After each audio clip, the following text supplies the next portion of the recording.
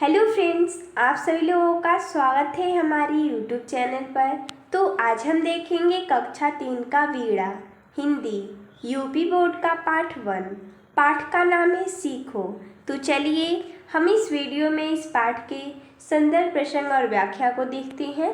फूलों से नित हंसना सीखो, भौरों से नित गाना, तरु की झुकी डालियों से नित सीखो शीश झुकाना।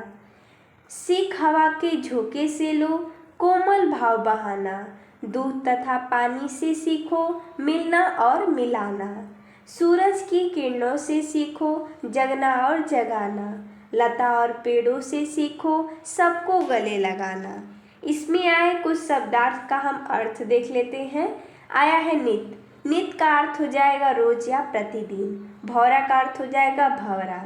तरु का अर्थ हो जाएगा पेड़। शीश का अर्थ हो जाएगा सिर। कोमल का अर्थ हो जाएगा नरम या नाजुक। लता का अर्थ हो जाएगा बेल। अब हम देखेंगे संदर्भ। संदर्भ में वही लिखा जाता है किस पाठ से लिया गया है, शीर्षक क्या है और इसके कवि कौन है।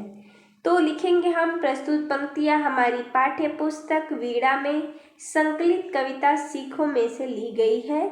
इसके कवि श्रीनाथ सिंह जी हैं।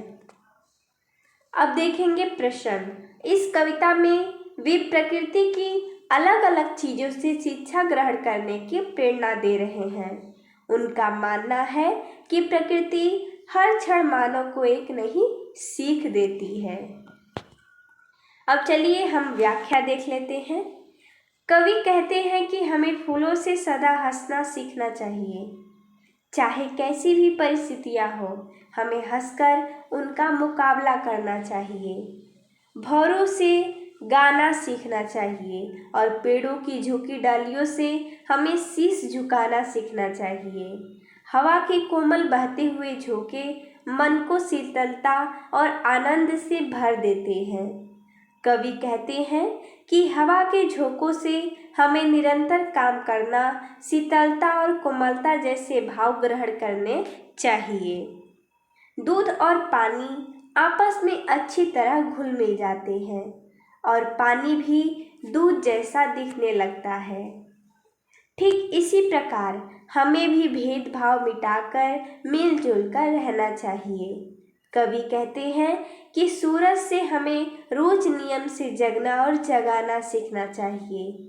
बेलें अक्सर पेड़ों पर लिपटी दिखाई पड़ती हैं और पेड़ और बेल दोनों ही फल देते हैं। बेलें किसी भी पेड़ पर लिपट जाती हैं, ठीक उसी प्रकार हमें भी सबको गले लगाना चाहिए। हमें मन में कोई बैर भावना नहीं रखना चाहिए।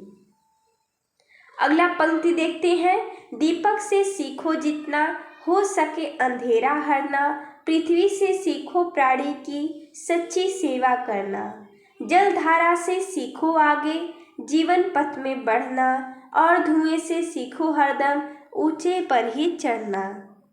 इसमें आए कुछ शब्दार्थ हैं। दीपक। दीपक का अर्थ हो जाएगा दिया। हरना का अर्थ हो जाएगा दूर करना। पृथ्वी का अर्थ हो जाएगा धरती। प्राणी का अर्थ हो जाएगा जीव। पथ का अर्थ हो जाएगा रास्ता या मार्ग। संदर्भ वही होगा। प्रस्तुत पंक्तियां हमारी पाठ्य पुस्तक वीणा भाग 1 में संकलित कविता सीखो में से ली गई हैं। इसके कवि श्रीनाथ सिंह जी हैं। अब हम देखेंगे प्रश्न। इस कविता में वे प्रकृति की अलग अलग चीजों से शिक्षा ग्रहण करने की प्रेरणा दे रहे हैं।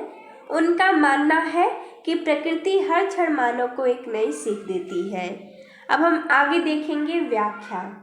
कवि कहते हैं कि दीपक छोटा सा होता है किंतु अपनी क्षमता के अनुसार अंधेरे को दूर करता है। ठीक उसी प्रकार हमें भी जीवन के अंधेरों को दूर करने की सीख दीपक से लेनी चाहिए।